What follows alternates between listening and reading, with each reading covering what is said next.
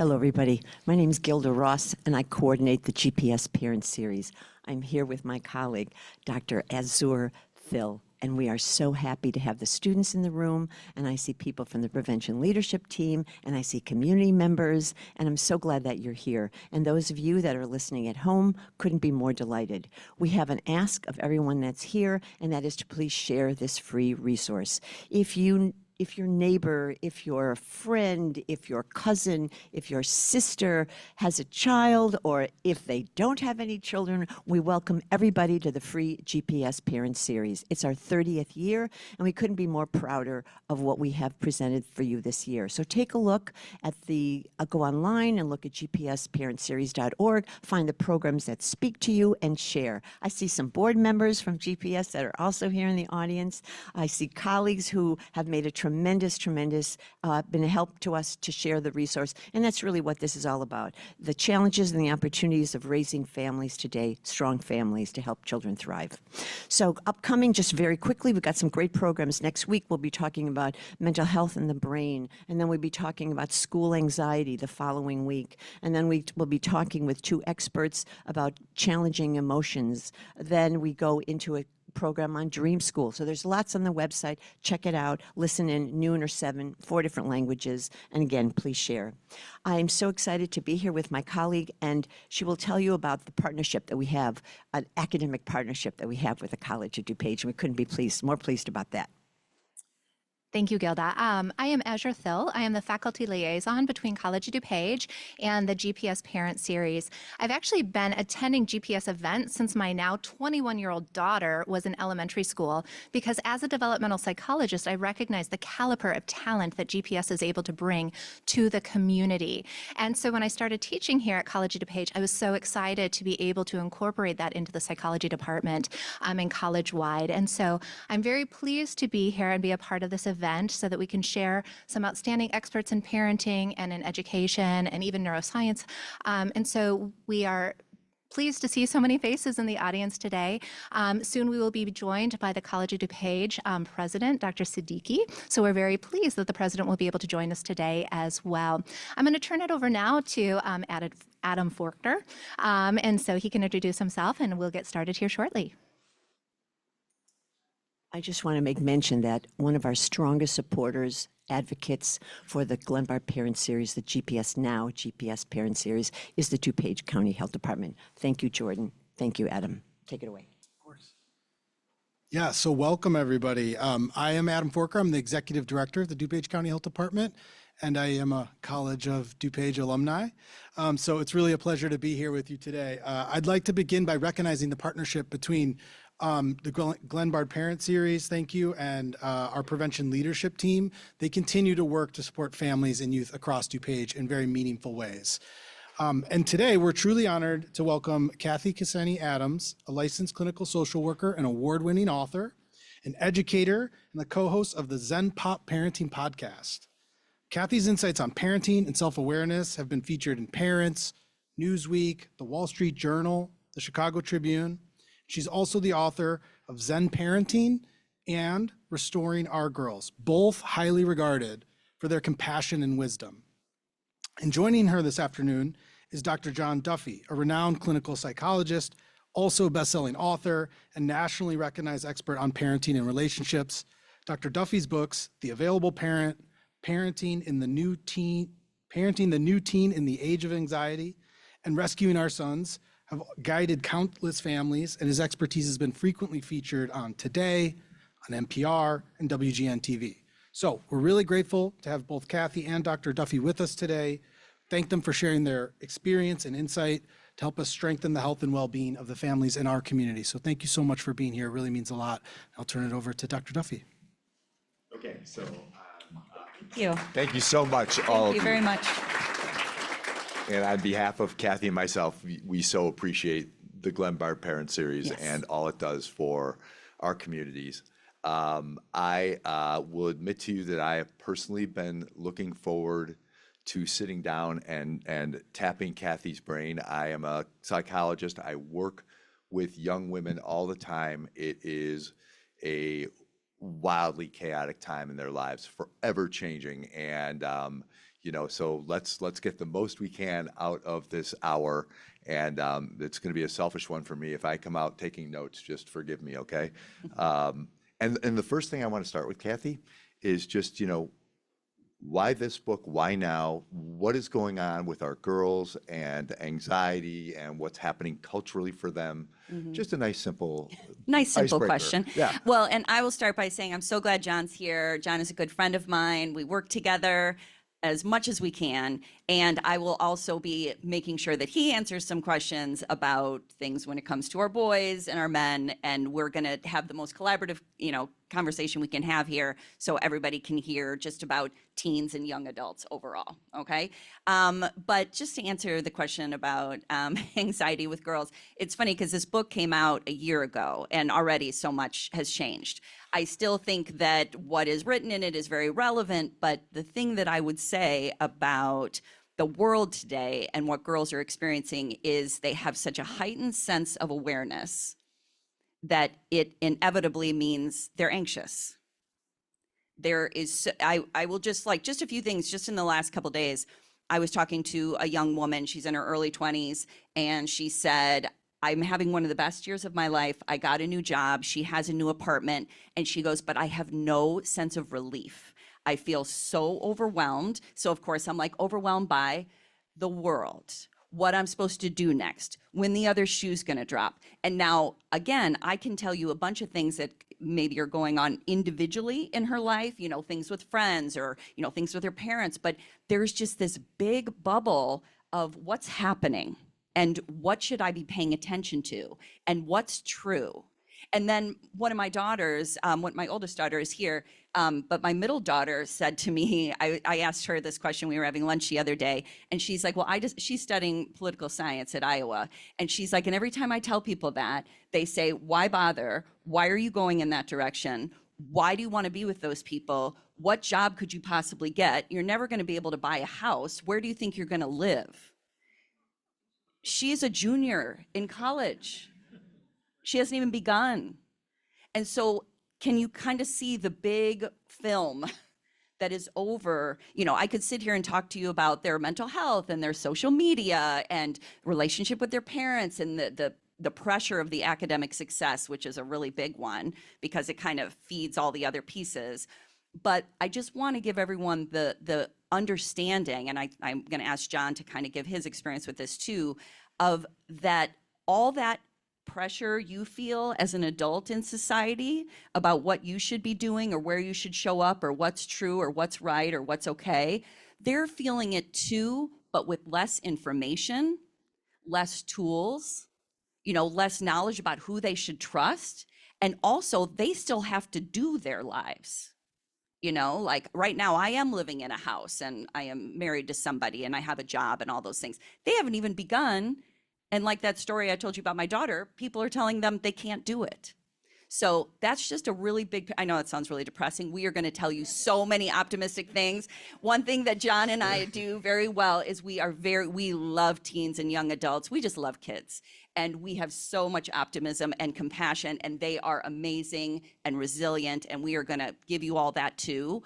But I really wanted to start, when John and I talked on the phone the other day, I'm like, let's just tell everybody the truth.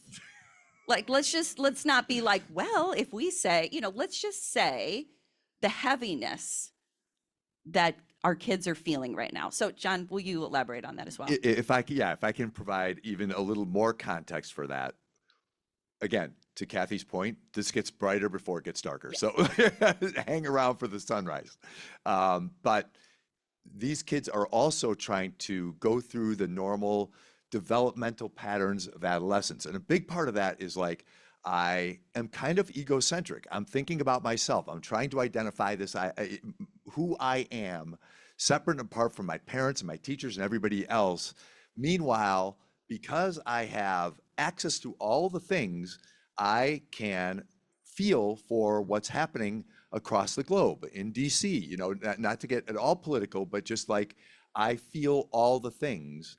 And I'm not developmentally ready for any of this. So, the idea of focusing on me and my future when I'm not sure any of us have a viable future. This is something that's on the minds sincerely of a lot of kids. And I think, you and I would both agree, we've talked to groups of parents where they're like, you know, I lived through the Nixon years, man. Like, how bad could it really be?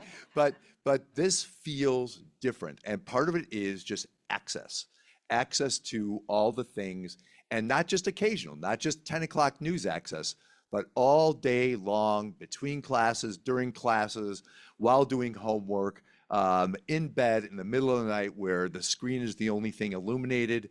This is what the kids are dealing with. This is what they're up against. And so as parents, parenting becomes very much a verb these days because we have to be pretty active in providing them enough balance in their lives, allowing them the space to figure out their own identities while acknowledging, oh yeah, you've got the world on your shoulders. And we didn't necessarily have that. So we're kind of pioneers here. We're kind of trailblazing, and we can't ask our parents, well, what did you guys do, you know, when there was an insurrection? You know, like we don't have that option. Yeah, and that's like two big parts of this. Is number one, like in my book and in John's book, we talk a lot about communicating with our kids effectively, which can sound really clinical, like just communicate with them. It's more than that. It's having ongoing conversations where you're bringing up the things that are hardest to talk about that you may not have answers to.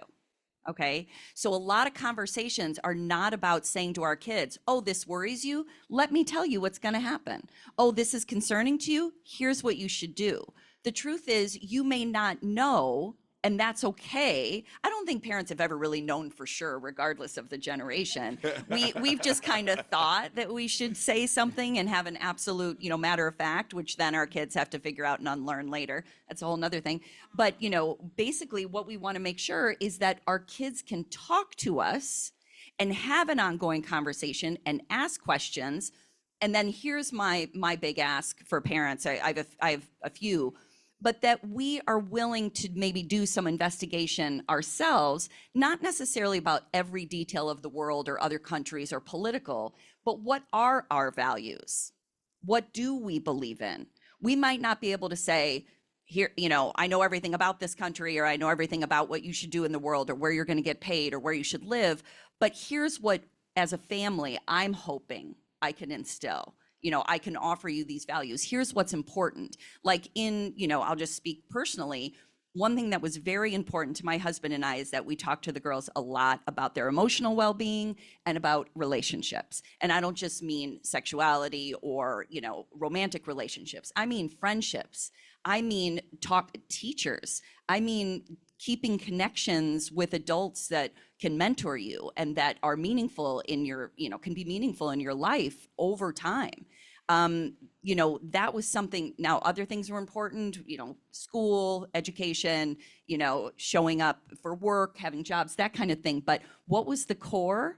Their emotional well-being and our communication with them and the relationships they could build. We felt like that was maybe the best platform to launch everything else. And I'm not saying we like did it well all the time. I'm saying it's what we had to learn to go back to. You know, sometimes when we got lost in the things, the minutia of the world where everybody's telling you, but this is important and maybe they should do this and be on this travel team and do, you know, and then you have to come back to what's most important right now is how they are doing emotionally, because emotionally their wellness is connected to their physical wellness as well. You know, so it's overall health. And yes, 100%. And I find, and I suspect you'll agree with me, Cathy, but please disagree out loud if you don't, that sometimes parents, grandparents, caretakers are skittish about that, are not sure how to address emotional health with their kids. And oftentimes they'll come to me after reading my book, your book, and say, you know, like, yeah, your stuff doesn't work. You know, I tried, didn't work, you know, so try again next time. But, you know, I think it's really important to frame how those conversations take place. Can I put you on the spot and ask, Please, how do please. you do that? Yeah. So again, the conversations, it's less about, because one thing that's really important to understand is it's not about having the perfect script and saying the perfect words. It's about the energy you're bringing to the conversation. Like one thing that we've talked about forever on my podcast and what I write about is you got to be clear about where you are. when you're coming into the conversation. Because if you're coming in to have a deep talk, but really you already know what you want the outcome to be, and really you're just trying to tell them to study harder, even though you're asking about how they're feeling, and really you just want them to stop doing what they're doing, you may not be saying the words, but they can feel the energy. They're like, ooh, this is a conversation I want to get out of fast. You know, they're like, there's a little bit of like, that's why when your kid gets out of school and you say, how was today? How'd you do on the test? Fine, because they know you are trying to get information from them. That is very different than having a conversation with them. Okay, we will say things like, well, I asked a question, you know, and they don't answer. And then I asked another question and then they don't answer. And it's like, well, maybe less questions and just more like, how was the teacher doing today? Were things different? Was your friend who was sick, did they show back up? Start asking about their lives. You know, how did you feel today? You had a headache last night. Did you feel better? You're not trying to did you get an A? You know, oh my gosh, the questions about like, who'd you sit with at lunch? Were your friends nice to you? And again, this is so hard for us as parents. What we're trying to get from our kids is, tell me good things about your day so I feel good, right? You know, tell me that you are okay so I don't have to worry about you. You know, fill me up so then I can walk through the world and be like, my kid's okay. And that's part of the reason, John, too, that we don't want to ask the questions, because they may tell us they're not okay. And then what are we going to do, right? And even that, though, aren't you not okay sometimes? And are you asking other people to solve that for you?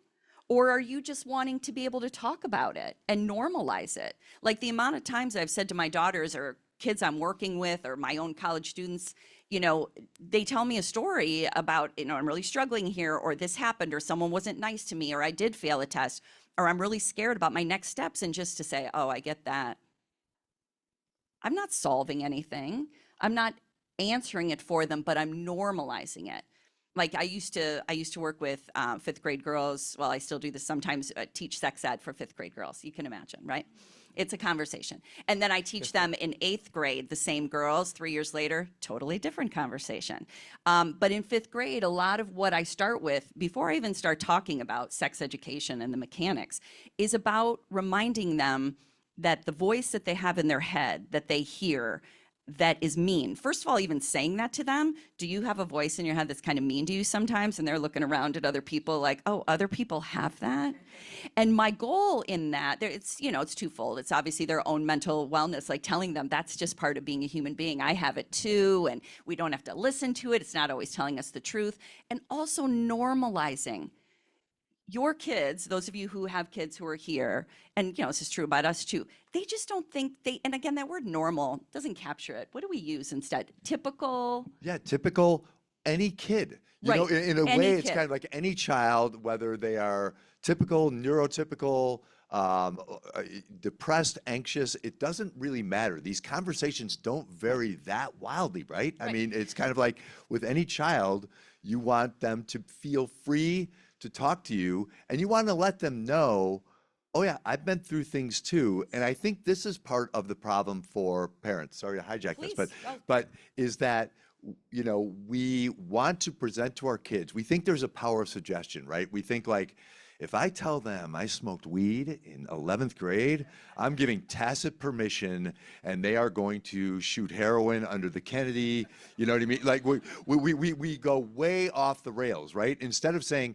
hey, I did things I regret, or this is what it was like for me. We can tell our stories. Our kids are not that fragile. They're exposed to all the things in the world. Your story, as remarkable as it probably is to you, is not going to blow your kid away. They know you're not perfect, man. Like we might have had our parents on a pedestal a generation ago, but part of what I think we're here to say is what worked back then, what seemed to work back then, right? The fear tactics and the things that got us kept us in line, probably drove some of our own anxieties and depressions and fears and need to be perfect.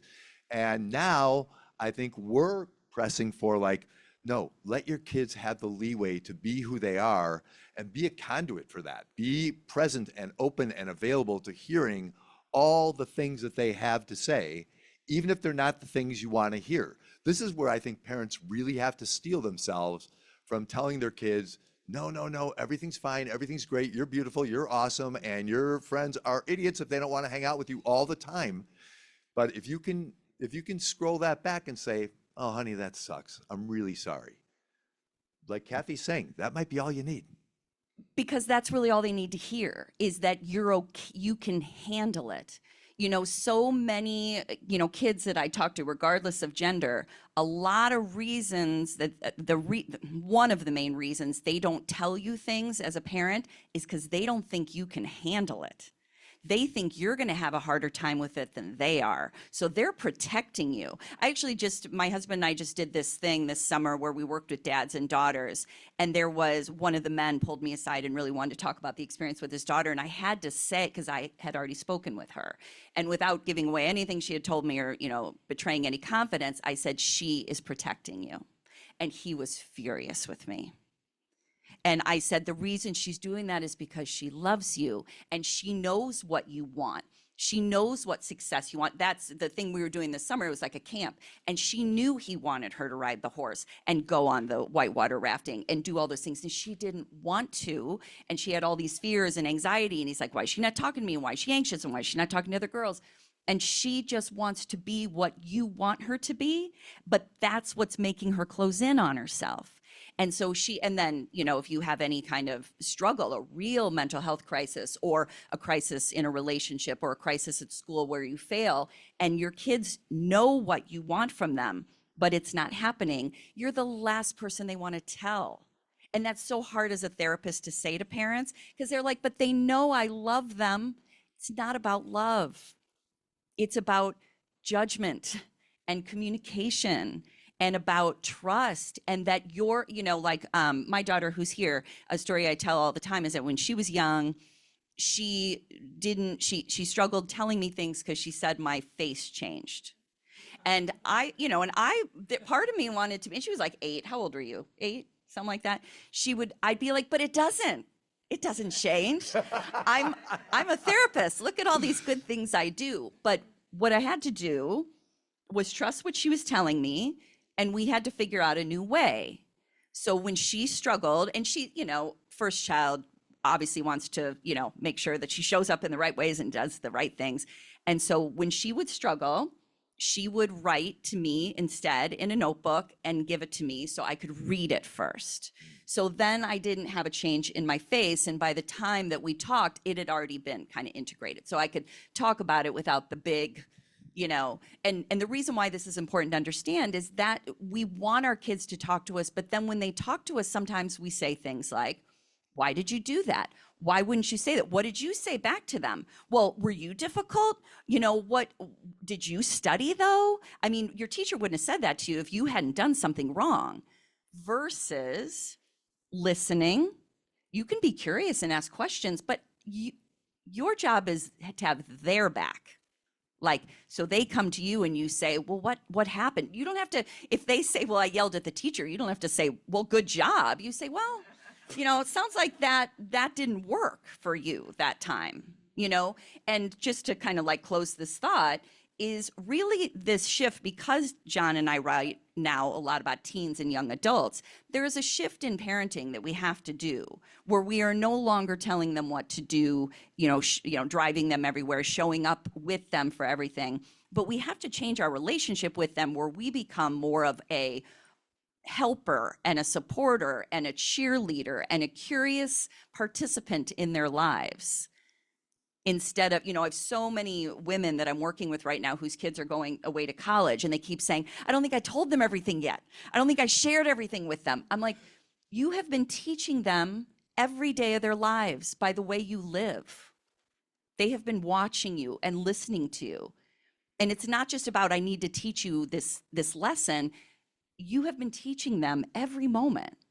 So I'm going to stop for a second. Go to you. So this point is worth dwelling on for a second because I work with a lot of families, and I can feel once parents get their teenager, young adult into the room, the goal is, okay, Now I have this ally in Duffy, and what I'm going to do is I have free reign to lecture. I can get it all in real quick, like, hey, you got to be really careful that first semester in college, or you're going to get D's, and you're going to dysregulate, and they will like rapid fire the lecture, thinking exactly what Cathy's saying, like, I have not instilled enough wisdom in you, and maybe a generation ago, it felt like that was the job of a parent, and now it's got to be collaborative. So, like when my son, so JC, how old are you?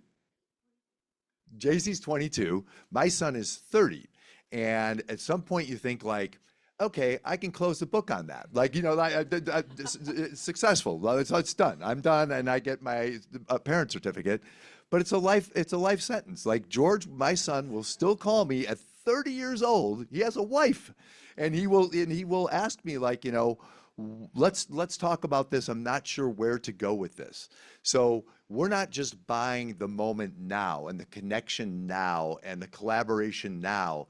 It's kind of like lifelong, and it's modeling something that their children are going to need, and our grandchildren are going to need.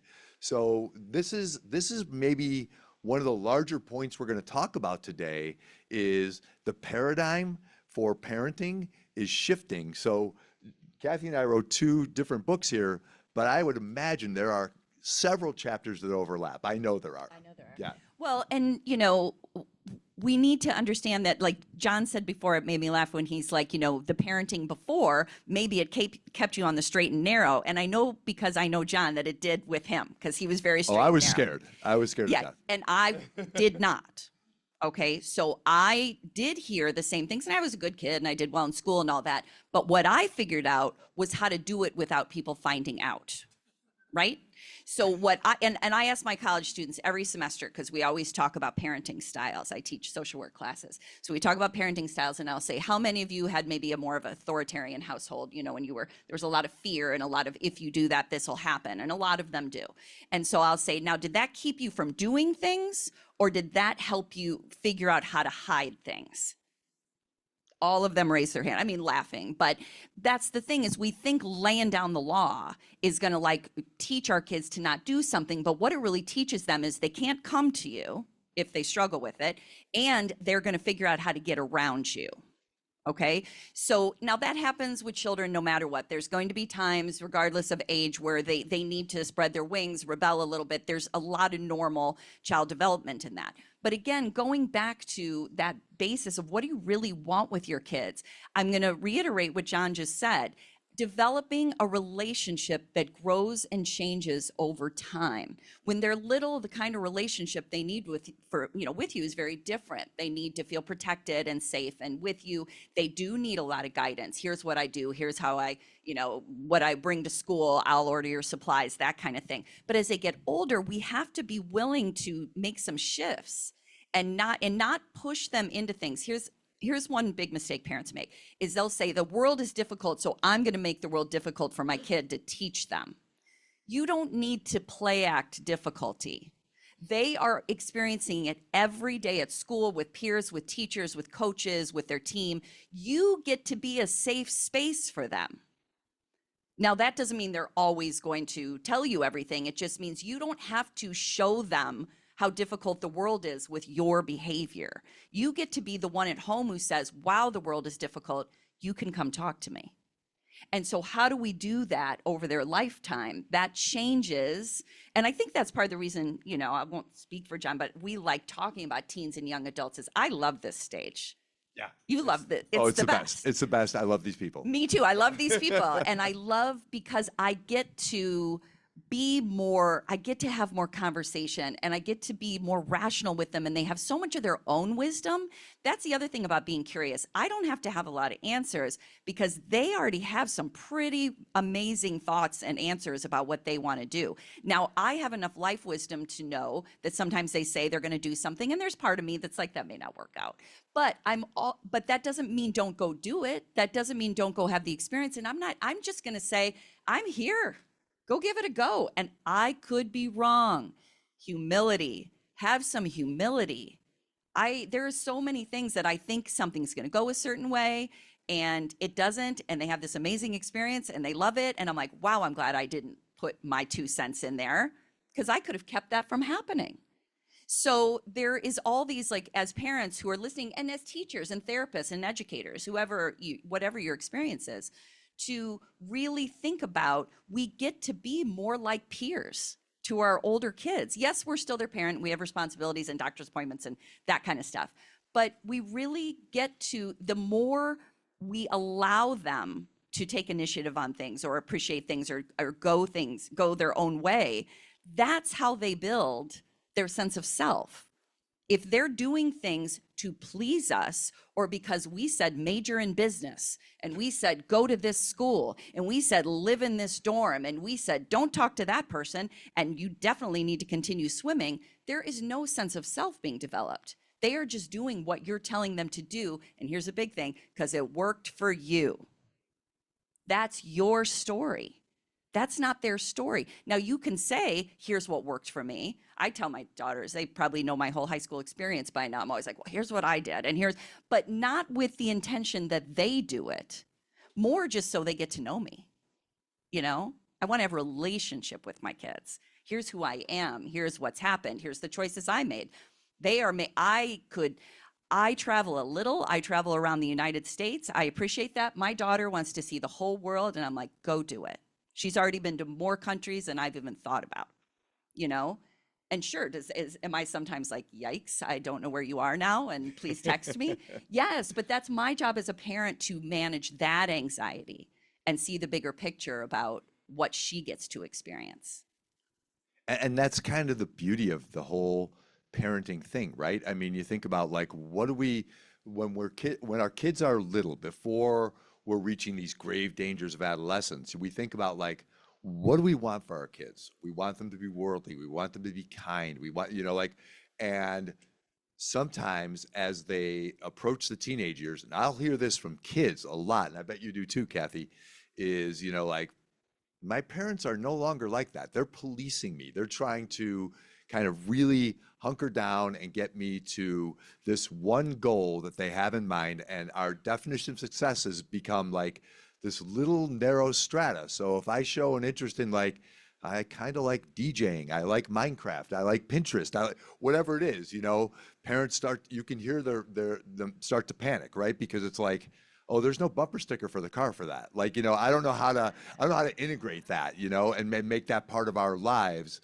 And to really, I think it's really mighty parenting to recognize, this is not my story. I am fortunate enough and have enough tools to be along for the ride, to be a consultant and an advisor, but this is not my story. This is his or her story. And sometimes, like Cathy's saying, I might say, yeah, go ahead and try that. I'm not sure it's going to work. It might go sideways. And a lot of us, and I'm the worst here, so I'm going to cop to this right away. We don't want things to go sideways for our kids, right? We want it to be a smooth ride. We don't want them to be unhappy. We never want them to be broken up with. We never want them on the B string. We want them to have, like, a smooth course. But if we're being honest and we think back, we don't learn anything from that, right? So our kids need a little hardship. So we have this tendency sometimes on the opposite end to overparent and hyperparent, and we might be able to achieve some victories, but our kids are well aware, like, well, my mom's the one who finished that paper. I went to bed. So, like, so yeah, okay, I got a B+, but it's not my B+, and we both know it, and maybe that gets me into University of X, but, I'm not really feeling that. I don't own that. I don't get to own that. And that self-worth as you venture out into the world has never been more important than it is right now, because I think we're here in part because we're seeing a dearth of it. We're not seeing this abundance of kids who feel really great about themselves and optimistic and hopeful about their futures. We're seeing quite the opposite. We're seeing kids who are, like, really tempering their expectations about what's possible in this world. And I think we want them to broaden that, at least to some extent. Yeah, and that's really what we get to share with them, is we don't know what's going to happen in the world. We don't know what jobs will be available like we did historically. And what we get to share is, I believe in you. I believe in your ability to figure this out. And really and there's some work we may have to do as parents, because like John said about the bumper sticker, or about sometimes we want our kid to do something specific, and we have to recognize when we are connecting our worth to what our kids are doing, where we want them to succeed in a certain way or show up in a certain way because it makes us feel good. That's a really big, that's what I used to write about all the time when our kids were little, when we were putting them in, a certain ballet class or in a certain, a travel team, because we wanted to be the parents who were there and thought of. And so we have to be really thoughtful about that. We won't, go deep into that today, but I just got to put that out there. Because if we get clear about that and we realize that our job as parents is really just to help our kids become exactly who they are, you're helping them develop and become who they are in a society that tells them who to be all the time. A society that says they're not good enough, they should be doing this differently, they should be dressing differently. I mean, social media, that's a whole nother talk. The things that they see and experience that aren't even real, right? It's all literally filtered in other ways, but they think they should be that. So our job as parents is to say who you are, like the things you're interested in, even if it's stuff like video games right now, because you guys, someone develops video games and someone figures out how to manage like tournaments where there's video games, and somebody figures out how to be the MC. Like, I could give you 100 jobs that are around video games, and you may say, but that doesn't look like a job to me. The future is for right brainers. And again, I know we use both our left and right brain, but just bear with me for a second as a right brainer. The right half of the brain is all creativity and openness and new ideas and things we haven't even seen or thought of. It's all imagination. That's the future. Have you seen a list of jobs that are going to be gone because of AI? It's like heartbreaking. And there's a whole nother list coming that's going to be creative and new and foundational. And so if our kids are interested in something we don't understand, that doesn't mean they're not going to be successful. They're going to be successful and have to take a different path. They're going to do something completely different than we did. And our work is to support them and say, I believe in you. And when things don't go well, because they're not going to. Actually, Gilda and I were just talking before we started about how, there was a speaker here last week talking about the importance of the prefrontal cortex and how the development of the prefrontal cortex, as we all know, is for, organizing, being rational, sense of self, ability to ground, start again, resilience, all these things. You have to have things happen to have that develop. You don't just develop it. And by the way, it's not even fully developed for kids until they're 25. And I don't know if it's ever fully developed. Fair. Right? Now that we know that our brains are neuroplastic and they're always changing, I don't care who you are, what your age is, you can always, strengthen that place in your brain where you become more resilient over time, and why, all of us can look back over our lives and be like, what are the things that happened that got me here where I see life in a different way and I actually appreciate myself or those around me? Usually those are rough stories, Sometimes they're joyful stories, people we meet and everything. It's not always, but my stories are pretty rough. I wouldn't wish them on people. But I also, that's why I don't get too stressed when my girls are struggling. I get sad because I love them and I have to do my own work and talk to my husband and do my own therapy and all that kind of stuff. But it's essential. I'm not going to create it, remember, but if they're going through it, it's almost like you can see that prefrontal cortex developing. They're learning what their path was is no longer their path. They have to shift. That's a big thing to learn that we don't teach with words. They have to learn it through experience. And we get to be the person with our arm around them saying, you got this. And when you're struggling, come back and talk to me and I will support you. And I believe in you. How many of you one of the quotes I hear all the time, and I write it myself sometimes, is about be the person you needed when you were their age. When you were 22 or 30 or 16 or 13, what did you need to hear? And why not be that person? Why not say those things? Because there may be part of you that's like, because I'm too scared, and if I say it, maybe I don't mean it. But I know if you love these kids, there's a part of you that feels that. Pull from that place. Sometimes we think we have to we'll be like, but I'm lying. And I'm like, but are you lying? Because you do believe in this kid. you're here in this office, or you're here listening to us Right in the now. middle of a day. Obviously you believe in your kid or in your work or in the people you work with. And so, being able to pull from that place and say, you've got, I say this to the 5th grade girls all the time, you've got what it takes. You've already got it.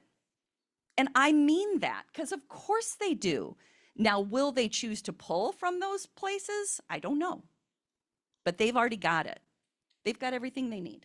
100%. And my biggest fear for the people in this room isn't that your kids aren't going to be okay.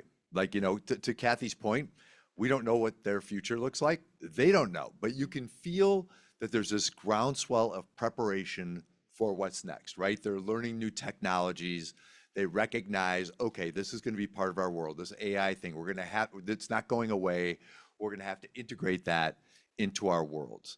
As therapists, we have this luxury of coming into a relationship with any of your children without a whole lot of fear, without a whole lot of judgment, without our own egos being deeply involved. And so we get to kind of like hone these relationships with these kids. And when they open up, which I fear sometimes they don't with their parents, because they're afraid of what you're afraid of, right? They don't want you to be upset. They don't want you to be afraid for them. And sometimes as parents, we are kind of like, we're takers of freedom, right? And so our kids are going to work around us instead of coming toward us. And when you're in the luxury of being in this spot and you get to know these kids and hear their wisdom and watch it develop over time and the depth of their caring, I often think, man, I wish there was a camera like right up there looking at this kid so I could show his or her mom or dad what a remarkable child they have, because I don't think this parent has ever met this kid. This is my biggest fear for families. It's not that things aren't going to work out, because if you look at the scope of things, by and large, things over time work out, right? We regress to the mean, things work out. But if you're not a part of it, I always, the bit I say a lot takes place in a couple weeks. Thanksgiving is a couple weeks from now, right? And my son and my daughter-in-law are coming to our house to celebrate Thanksgiving. I think they're coming because they want to, but I know that like a generation ago, I was going under duress. I was going because I was still afraid, like, I'm gonna get in trouble if I don't show up and stick around until at least 9 o'clock. And I think we want our kids in the former category, not the latter. So there's a big, if you take a big step back and broaden the scope, there's a big lifelong picture to be had there. But the most benefit happens now for your kids, right? If you can be open and available to them now and listen with a really open, non-judgmental ear. And it's hard, man, because it is scary out there and we don't know how scary it is, right? We hear about terrible things that happen on social media. We hear about terrible things that happen on campuses. We hear about things like fentanyl and things we have no control over. And, is my child going to make one bad decision? This is really devastating stuff. And so to kind of figure out, like, how do I communicate with my child so that they'll listen to me when they need to, but mostly, in order for that to happen, we have to do most of the listening on the front end. Yeah, and 2 things. I don't know. Are we supposed to do Q&A by any chance? Okay, I'm going to share 2 really quick things as you can maybe come up with your questions. One of them is, my husband and I talk about this a lot, is that when your kids are talking to you or when you want to have a conversation with them, to go off of what Duffy said about being a therapist, think about how you would talk or listen to your niece or nephew versus your own child, okay? So pretend like you're more the aunt or uncle than the parent, and it may change the way you communicate. Because I know with my niece and nephew, I'm much more chill, or like, tell me about that, or oh, that happened, or what? We're a little more ourselves, whereas a parent, we feel like we need to be very serious and guarded. And that's kind of what I mean about the shifting of the relationship, is the loosening up of that need to be like the know-it-all parent. You get to become more like and again, I'm putting this in air quotes, like the aunt or uncle, like, be more curious and connected to them in that way. So it's just one thing. And one last thing, and this is for those of you who may have younger kids, and you could do this when they're older, but one thing I write about is that I have 3 daughters, my 22 and 20. She's gonna be 21 in a week. Oh my gosh. And then a 18-year-old daughter who's in high school. And one thing I did with them when they were younger, when they were 13, 14, is I had a party for them, and I invited all the women in my life that I love and that love them, including at the time it was my mother and my aunt and my sister and their cousins and then some of my best friends. And it was a nice little party and everything, but the goal was we sat around, they read letters to my daughter, and then I made sure my daughter understood all these women love you, and you can go to any of them if for some reason you can't come to me. So that's what I mean about building relationships is I am their parent, but I know I'm not the only one, and I don't need to know every story.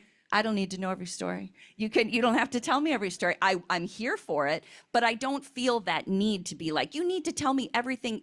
Talk to your cousins, talk to your sisters, I just want to be a support system for you, not the one who is like deciding whether our relationship is, important to you or not. That's too much pressure and stress. So that's just another thing to do to kind of create that sense of connection. Okay. Can I piggyback one quick thought on that? So briefly, I got a call a couple years ago from a mom of a 10-year-old boy. And she said, "Can you see my son?" I said, "No, I don't work with kids that young." She said, "You're going to see him." And so I did. Put the arm on us. We'll probably say yes.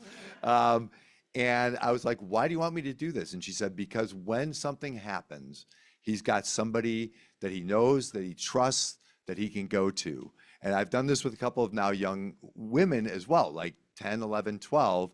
So if you feel like I don't have this group that Cathy has, have your child see a therapist before the thing happens, right? Because if you go before the thing happens, then we're not just putting out fires and managing crises.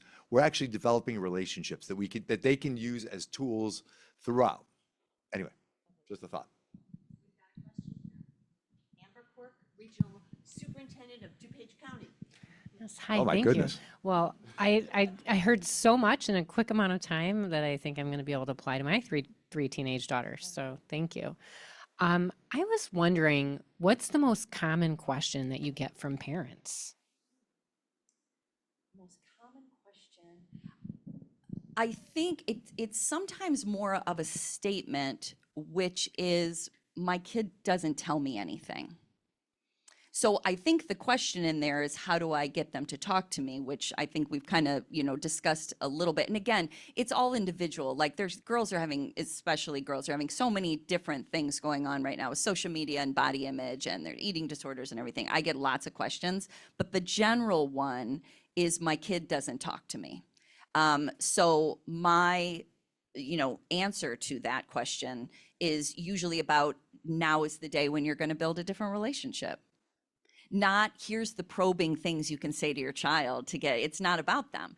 We, as the parents, are the adults in the relationship. Even when our kids are becoming adults, they're still young adults, We are the people who are leading the way. So if the relationship needs to change, that starts with us, okay? I tell this to educators and therapists too. We are the one who makes the shift and allows there to be a change, backs up a little bit, asks different questions, maybe asks less questions, becomes more of someone who's in the background. Like, there's periods of time where when my girls were young, where I didn't say much, but I was just around.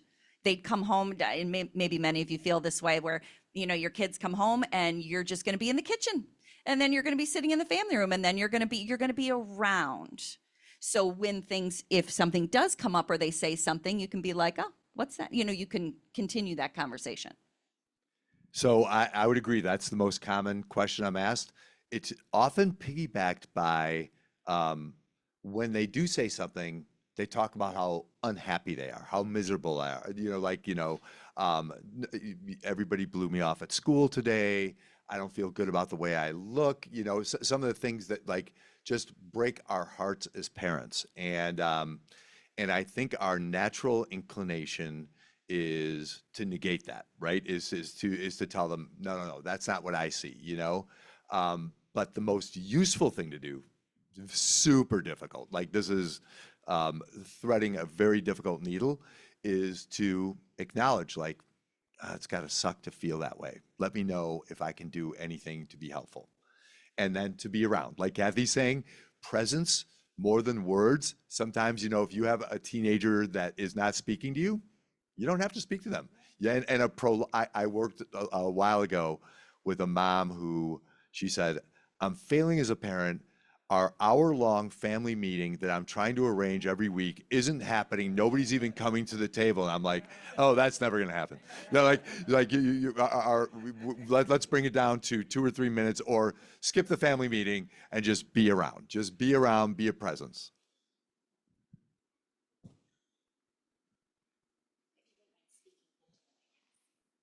Hi. So I have a 5-year-old daughter and a 2-year-old son. So I'm at the very beginning, but I'm in this line of work, and I work with a lot of parents that have older kids, and I've been to a lot of great speakers with the parent series. So I'm just like trying to absorb everything. How can you speak a little bit about how to have expectations for your kids and to communicate those expectations to them? And then kind of what you just talked about, also stepping back and letting them know, if you don't meet this expectation that I've set for you, you can still come to me and talk about it. I think it's starting even before. I think instead of setting expectations for our kids, we have conversations with our kids and we figure out what's going to happen together. So there's buy-in at the beginning, and really questioning some of our expectations around, oh, there's so much work to be done here, like around, I expect you to get straight A's, or I expect you to do this. A lot of that is based in ideas of that if you don't, you will never go to college, or you will never have choices. And none of that's true. There are kids getting into college with 3.1s and 2.8s. Like, it's not about, and again, then parents are like, well, I don't want my kid to be lazy. Well, I'm not suggesting that either. But sometimes the expectations we have don't line up with where our kids are in their lives.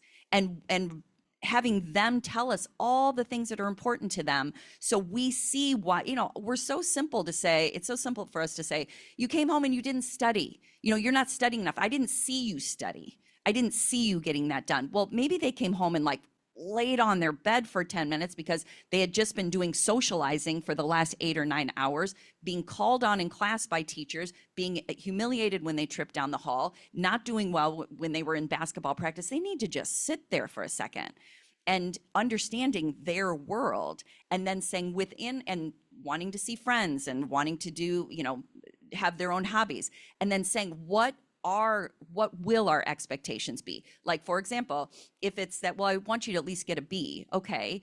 And when you feel like you're not getting a B, come to me and let's talk about what I can do to support you. Because sometimes it is stuff like tutoring or getting a mentor or me spending time with you. And, if it's about something more literacy based, I'll read the book too and we'll talk about it. But again, we're joining, because even and I know, I know you probably didn't mean it this way, but even saying, here's my expectations for you, and you need to do this for me, then that's negating the point of, we want our kids to thrive. I want to support you. And so, and again, with the bigger things about, leadership and that kind of thing, the thing is when we ease off, our kids go toward things that they like and that they're good at, and then they succeed in their own way that we couldn't have imagined. So if we already have a plan for success, you will be on this team, you will get these grades, you will have this major, we have completely stifled all this part of the brain. And that's brain development plus the emotional well-being, because when they're good at something they like, they're happier. Yeah, it's a great question. I think it's a question a lot of us carry, and I think a lot of times when we think expectations, we are thinking about our own, right? It's a wish list we have for our kids, because we know, like, if you follow a certain trajectory, what looks like success to us is going to befall you. But if you go askew of that, I don't know. I don't know how that looks, So there's some parental fear. So if we can put that at bay, that helps a lot. It just shifting the word, like, what are your expectations? Like, what do you want? But not out of like, the next 8 years of your life while you're a freshman in high school, which often parents ask. Like, I've witnessed that conversation many times. Like, do you really think you're going to get into, Illinois with this kind of attitude and, this much homework and, but really thinking about what their expectations are.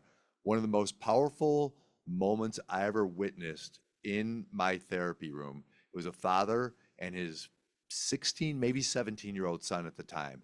And they were talking about expectations.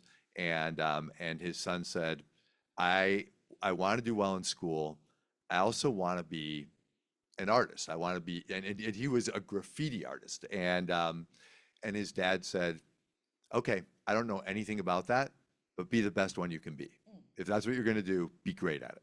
Like, so not lowering the bar, but meeting him where he is, and also recognizing you're 16 or 17. That probably isn't your final answer. You know what I mean? So not panicking and thinking, like, oh my God, my kid's going to go to jail for tagging. You know what I mean? But more thinking like, oh, you're a creative guy. Okay, I get that. I'm going to support that all the way through, because if I shut that down, this is a big part of who you are, right? And you will eventually become symptomatic because of that, and I've seen that way too many times to negate it. Okay, is this on? Okay. Hi, my name is Amy. I work at the college. Thank you so much to Gilda and Dr. Thill for bringing these great experts here. My son is lucky. He's 12. He's an only. He has all of my attention. I'm also a communications major, and my husband is a therapist. So you could say that this works in his favor or not. We're constantly talking about emotions and everything. But you used a word, over-parenting. And as also someone who was, I would consider under-parented, I worry about over-parenting and kind of a reactionary type of parenting there. So how do I know when I am over-parenting? What do I look for to know that? His response to you is the biggest one, and doing your best. Again, a lot of my work, I talk about it in this book too, but my original work is always about self-awareness. And when he says something to you, like, I want to do this alone, or that's okay, Mom, you don't need to go, you follow his lead. And maybe he gets to wherever he's going and he calls you and he says, actually, I do need you here. That may happen too. But I think we think way too far ahead, where we'll be like, well, he thinks he doesn't need me there, but he's gonna need me there, because if I'm not there, then this won't happen or whatever. Let him figure that out. And also, and again, it sounds like you have a lot of communication in your house. We have a very similar home, where you have to realize that sometimes he can tell his stories to other people, that you can ask a few questions and you may have 12 more, but just leave it at 2 or 3. It's like easing, the kind of monitor. It's less, you're following his lead, but it's more about you, how you can feel in a relationship where you are not being, because overparenting is just being overbearing, and it's just another word for too much, and too much it means it's about your relationship, but it's also about then you're not allowing him to develop in a way he should. Overparenting has more significant effects in the long term. And then it's a little harder than that I picture those relationships more like Velcro, where it's just harder for him to go find his own life. Like, he's how old? 12?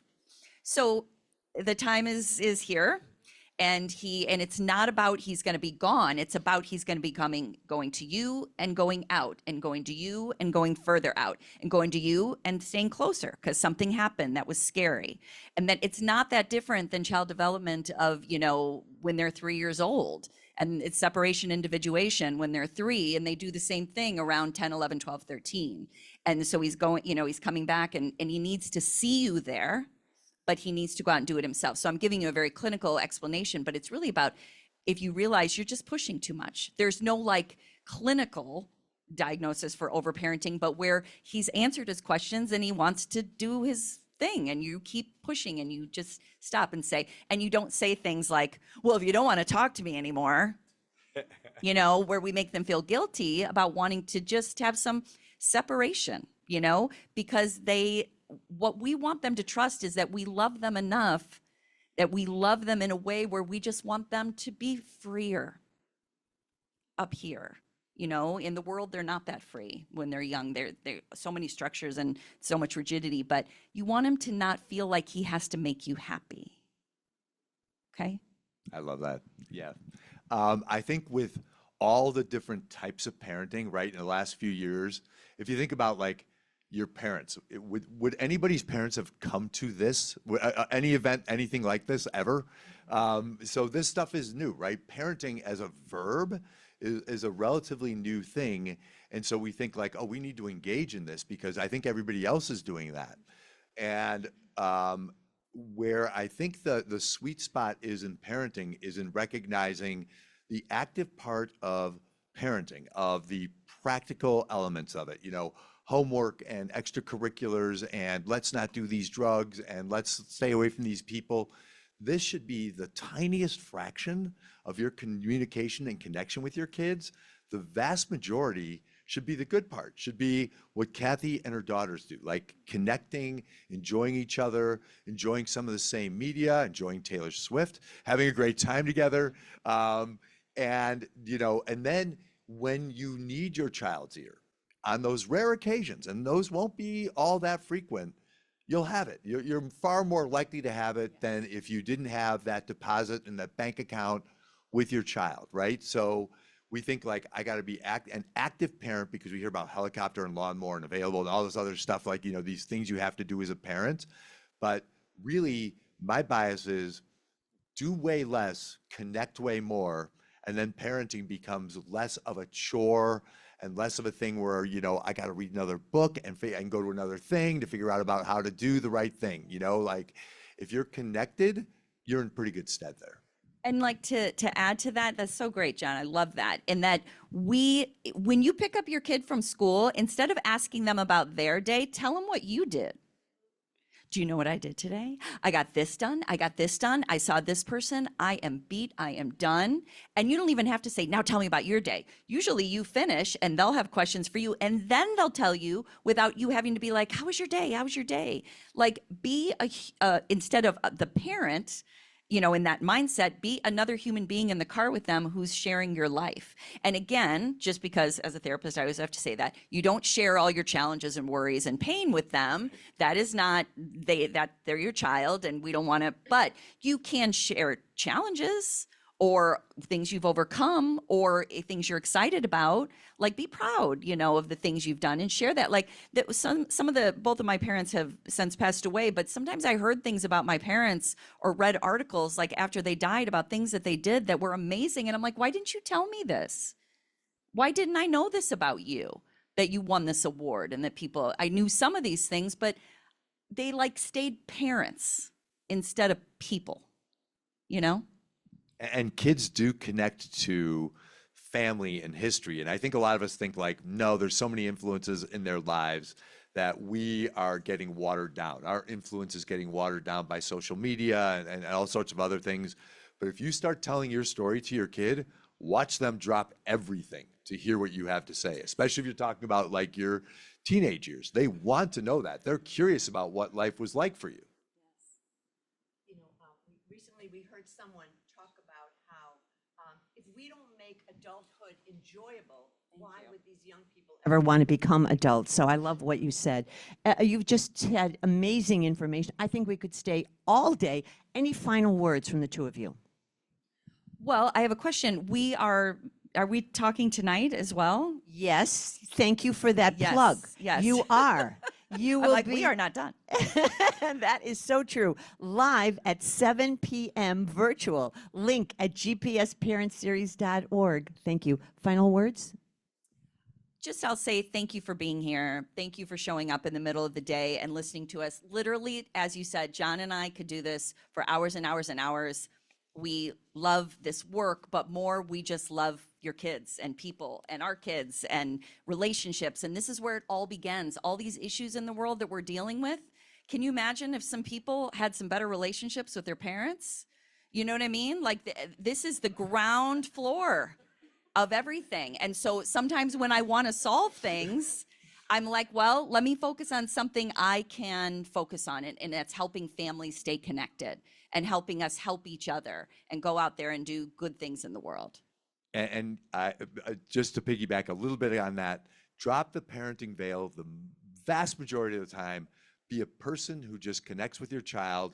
Sit down, grab an AirPod, listen to what they're listening to, watch the show with them, learn the video game, whatever it is they're doing, get into their world and enjoy them, you know, and they will reciprocate.